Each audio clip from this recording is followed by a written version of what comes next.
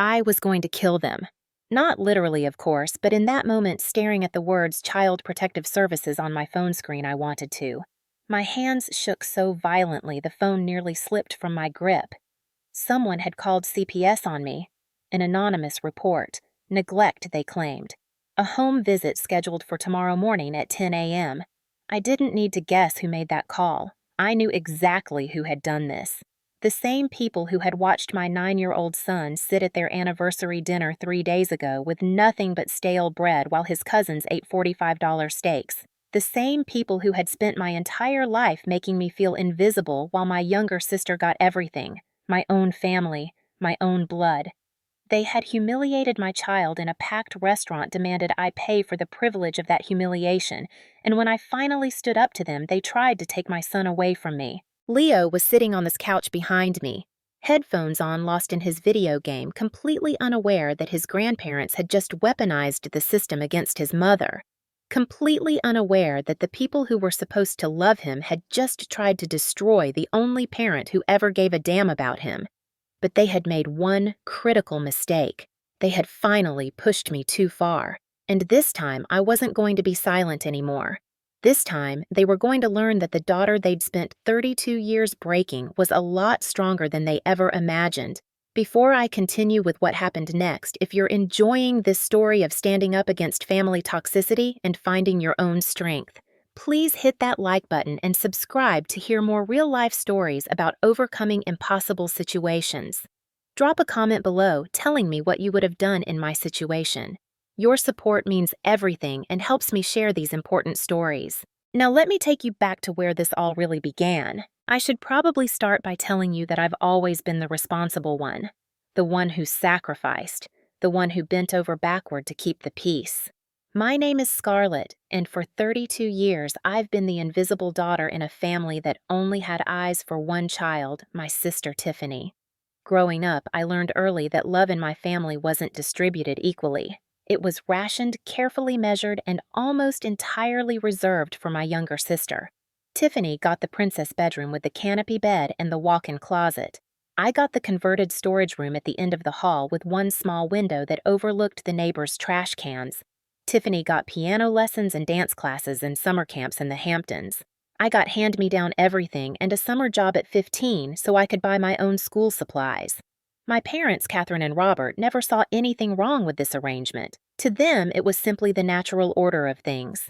Tiffany was their golden child, beautiful and charming and everything they'd ever wanted. I was the practice round, the rough draft, the one they'd gotten right the second time. When I got pregnant at 23 with my son Leo, unmarried, and scared, my parents' reaction told me everything I needed to know about my place in their world. My mother, Catherine, actually said, "Well, we always knew you'd end up making poor choices." There was no offer of help, no compassion, just disappointment and judgment. Meanwhile, when Tiffany announced her engagement to Richard 2 months later, they threw her a $15,000 engagement party at the country club. I wasn't even invited to help plan it. I was allowed to attend, of course, but only after my mother made it clear that I should try not to show too much in whatever dress I wore. I was 6 months pregnant at the time.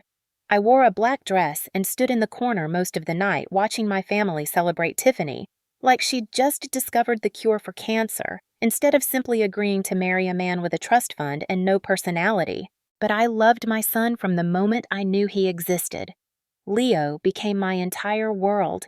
His father disappeared before Leo was born, leaving me with nothing but a forwarding address in Colorado and a promise to send money when he could, which never materialized. I didn't care. I didn't need him. I had Leo, and Leo was everything.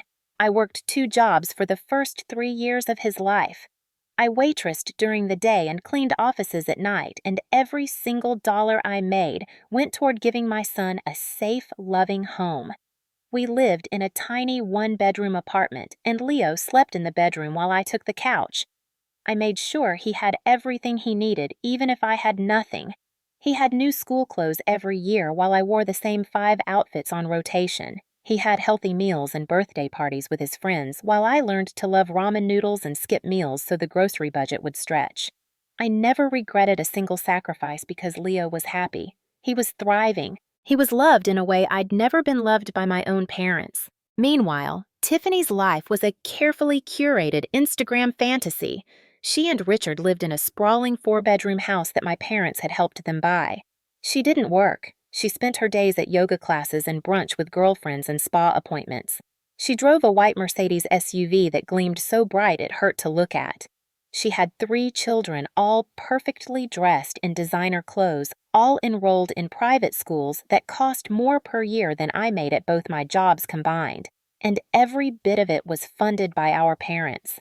My father, Robert, owned a successful commercial real estate company, and he'd made Tiffany the marketing director, a title that meant she showed up to the office once a month for a few hours and collected a $60,000 salary.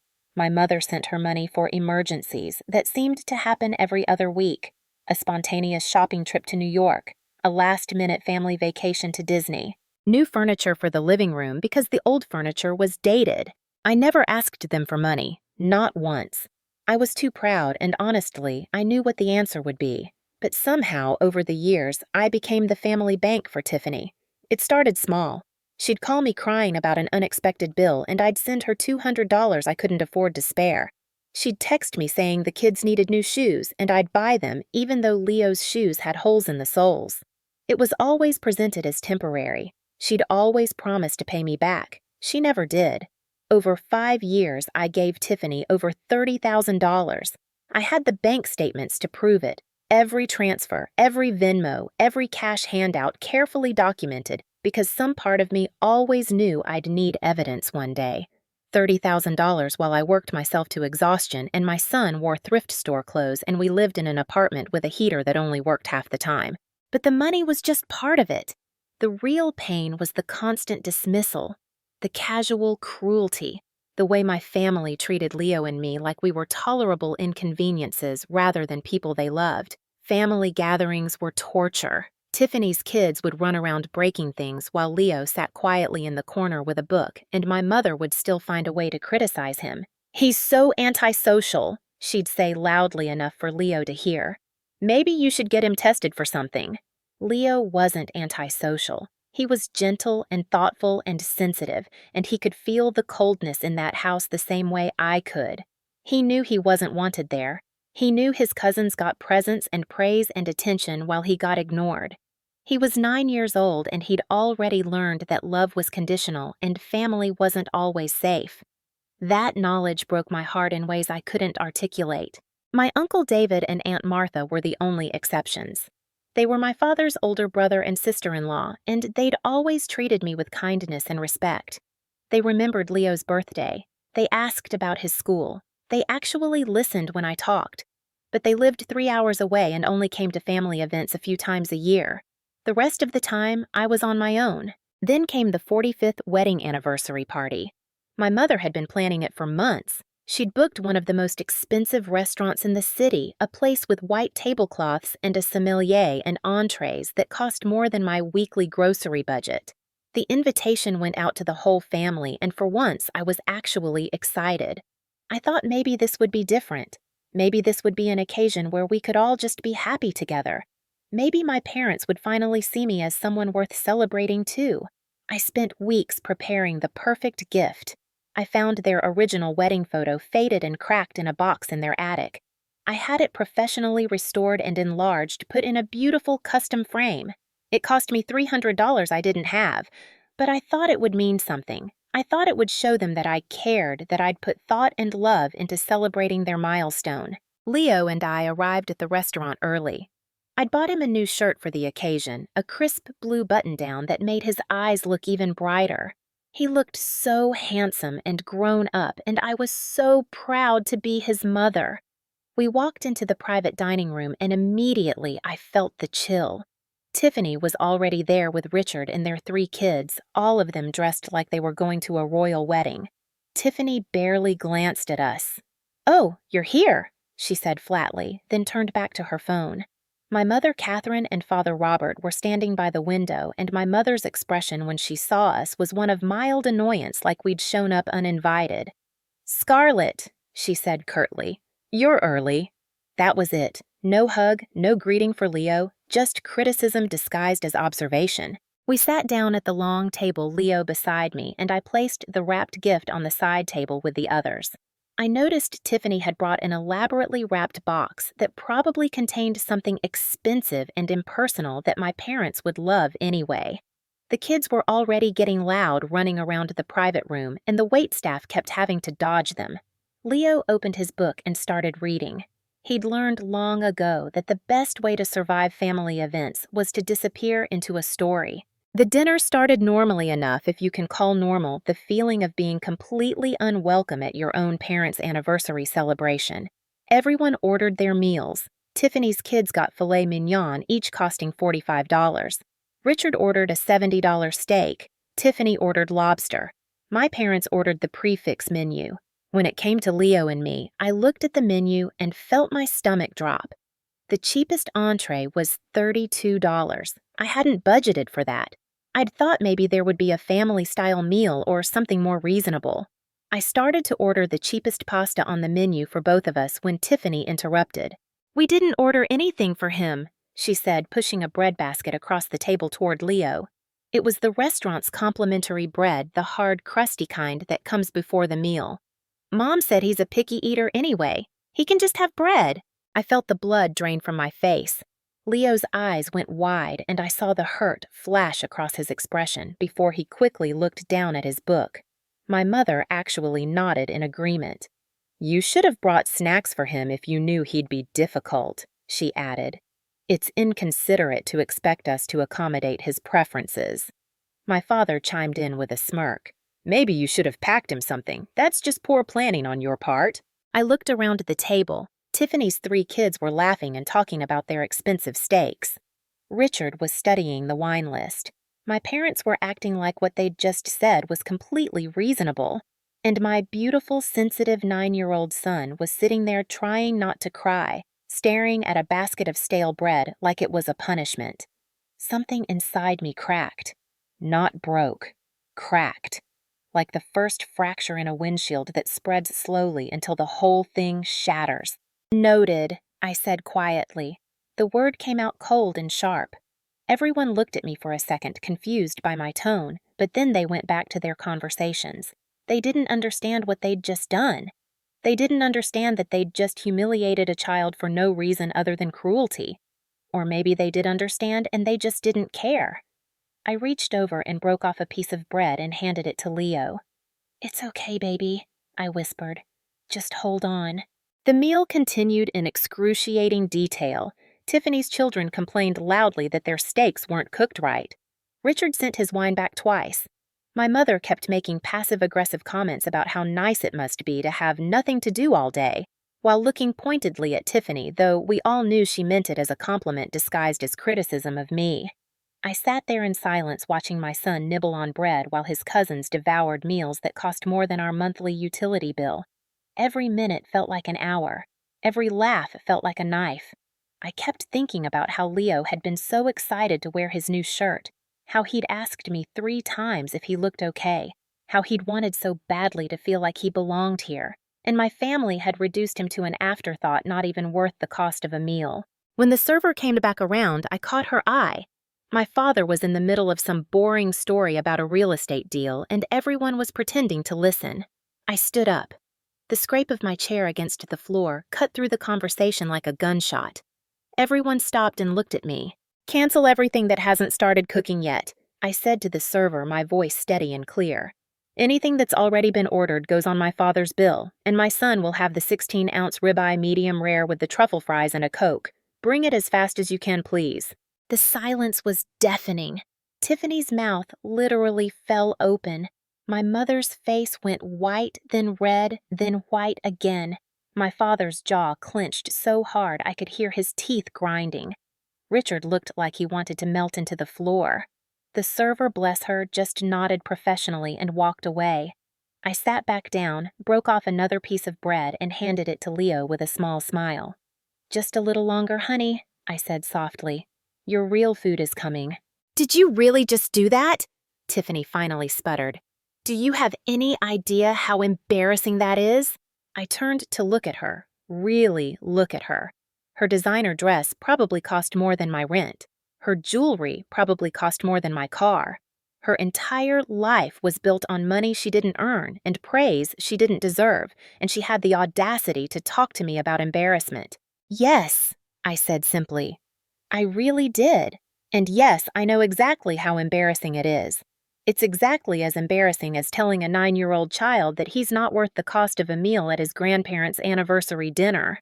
My Uncle David and Aunt Martha walked in right at that moment late because of traffic. They immediately sensed the tension, and when Aunt Martha caught my eye, she gave me the smallest nod of understanding. She'd always known what this family was really like. They took their seats at the far end of the table, and Uncle David ordered them both meals without asking anyone's permission. The rest of the dinner was the most uncomfortable hour of my life.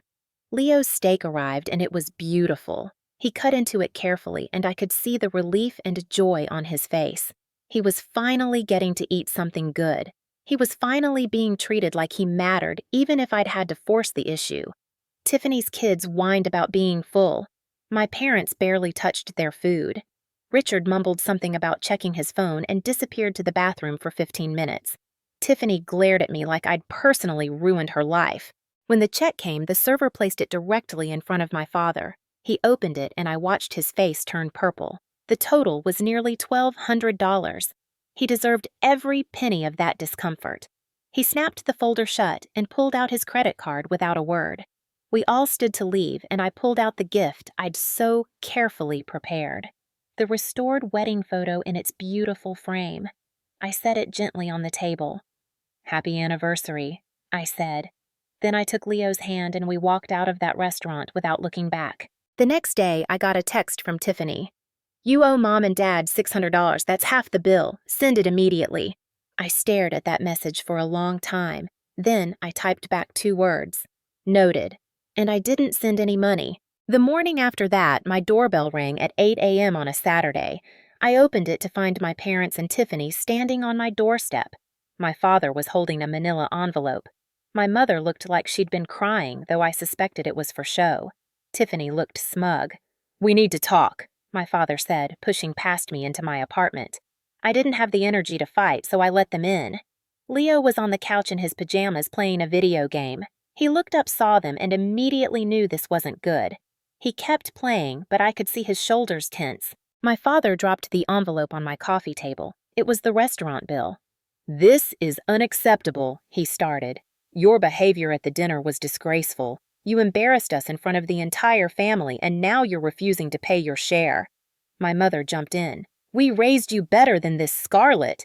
To be so selfish, so spiteful is beyond comprehension. That money could have gone towards something useful instead of your little tantrum." Tiffany was practically vibrating with glee.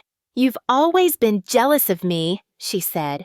"This is just another pathetic attempt to make yourself the victim. Grow up and take responsibility for once in your life." Something in me snapped. Not cracked this time. Fully snapped. I looked at my son sitting there pretending to focus on his game while his family tore into his mother in his own living room. I looked at these people who were supposed to love me, who were supposed to protect me, who had spent 3 decades making me feel like I was worthless. And I realized I was done. "I don't agree to pay half," I said quietly. "I proposed we celebrate your anniversary. You turned it into a public humiliation of my son. You told a 9-year-old child he wasn't worth the cost of a meal while his cousins ate $45 steaks. You made him feel invisible. You made him feel unwanted. And now you want to charge me for finally standing up to you."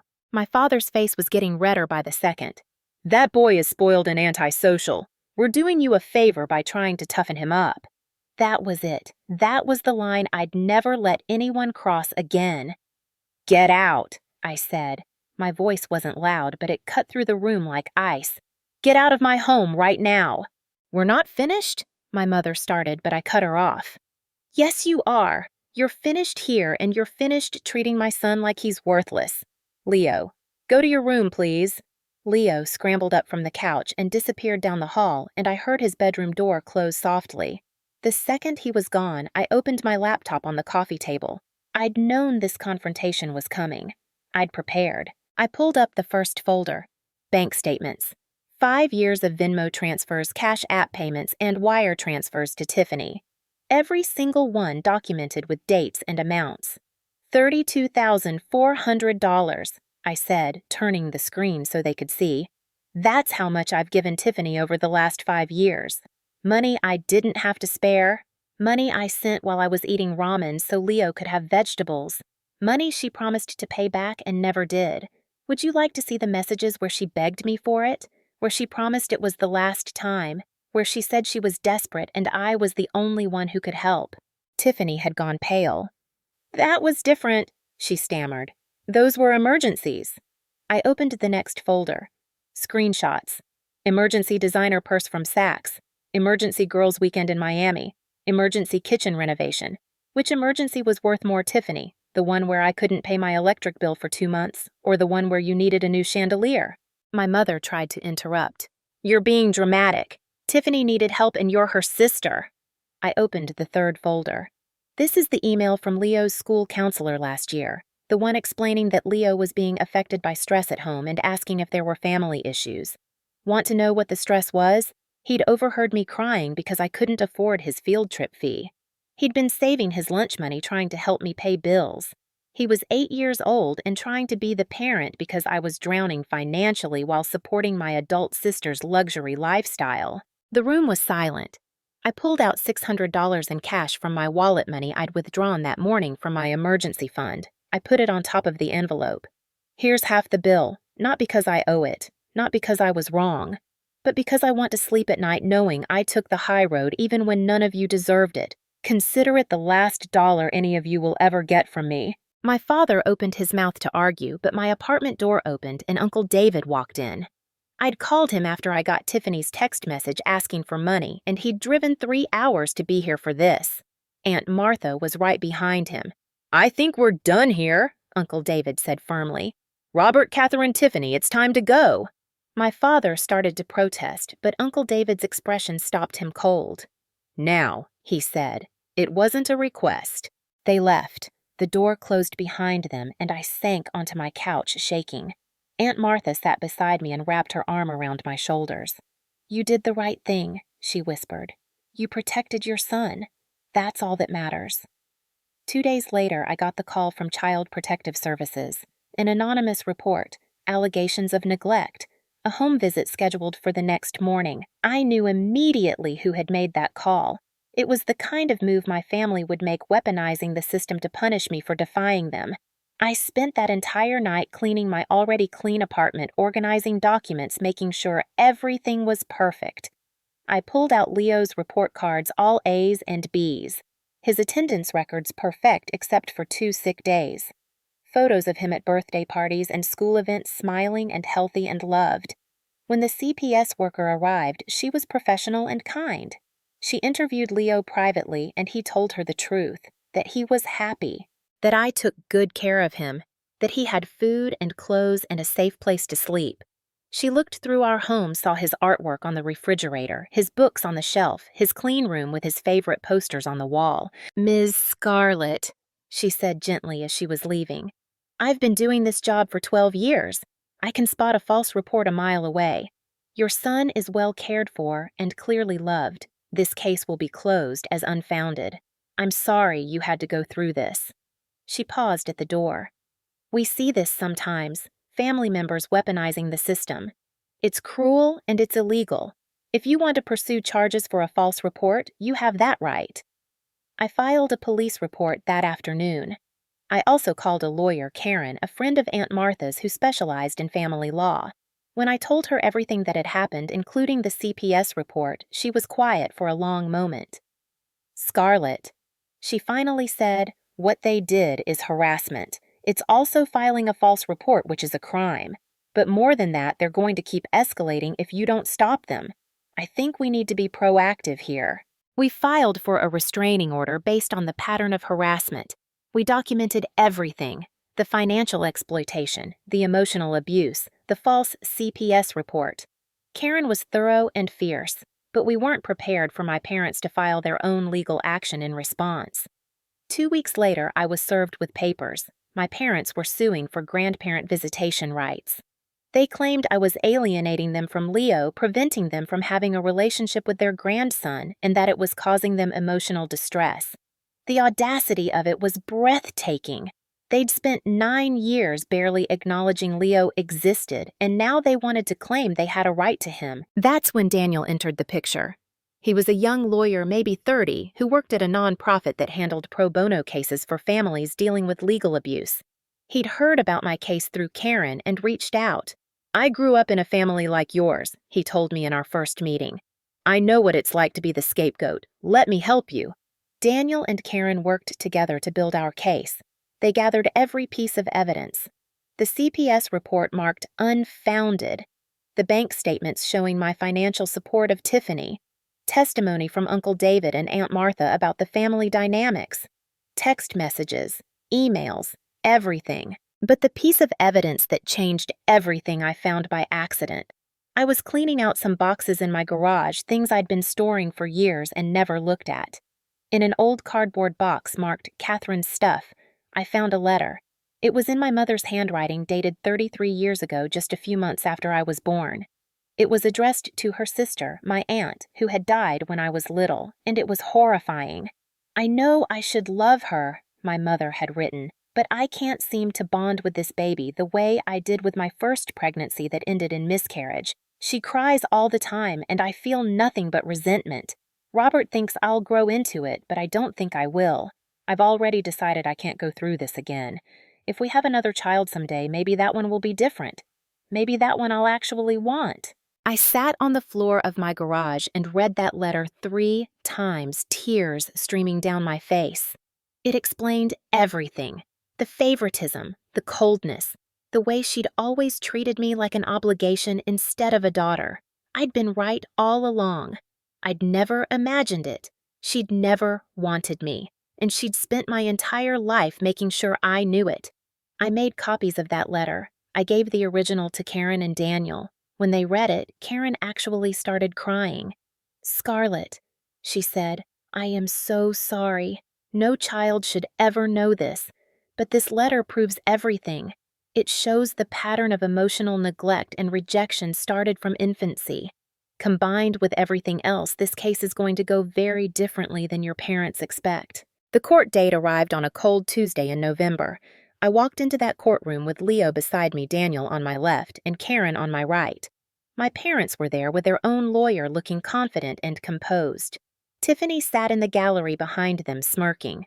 The hearing took 3 hours.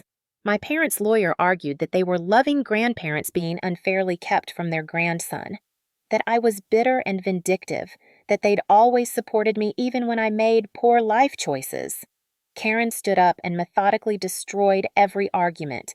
She presented the CPS report and the police report for filing a false claim. She presented the financial records showing I'd given over $30,000 to support Tiffany while receiving nothing in return.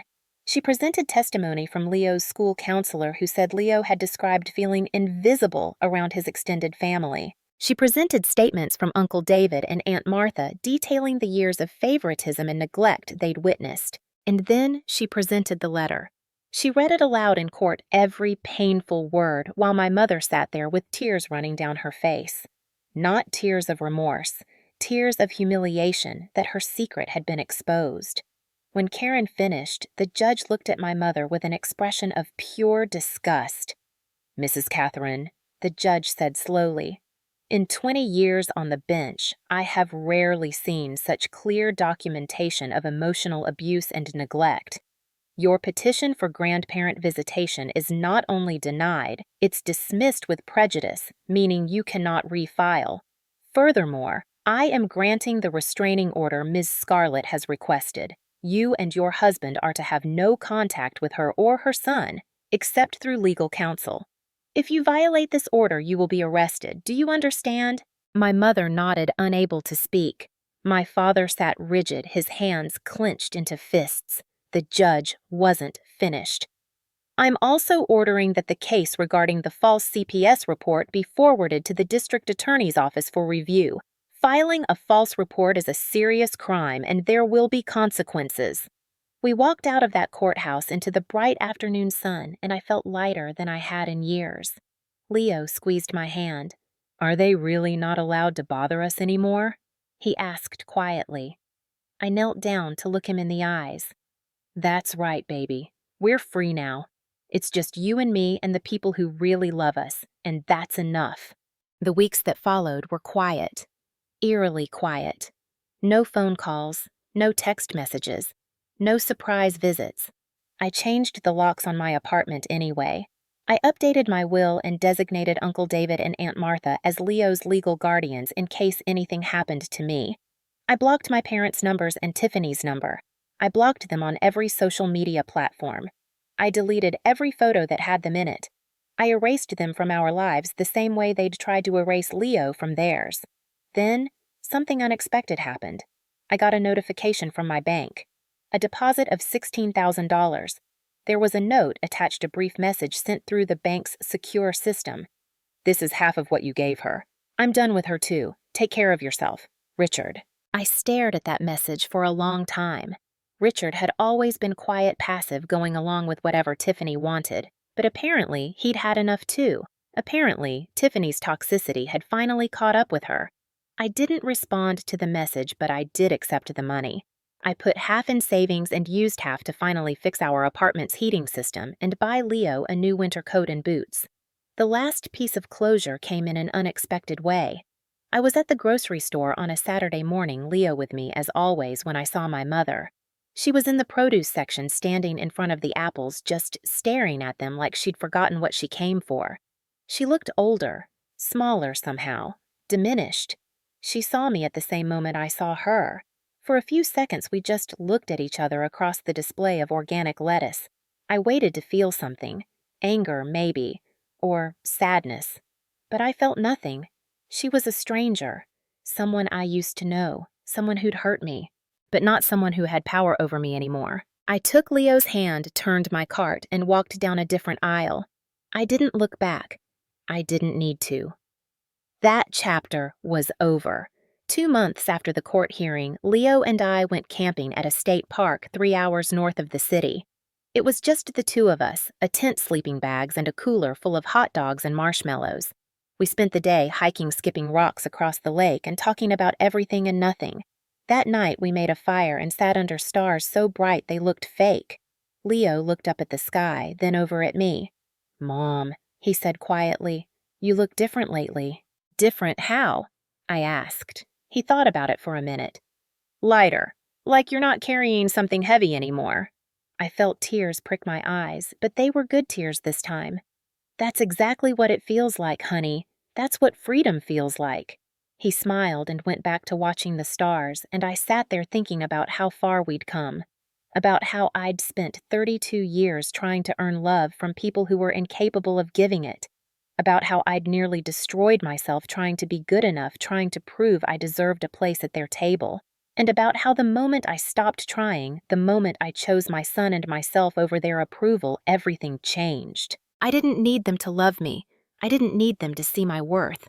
I already knew my worth. I was a mother who would walk through fire for her child. I was a woman who worked 2 jobs and never complained.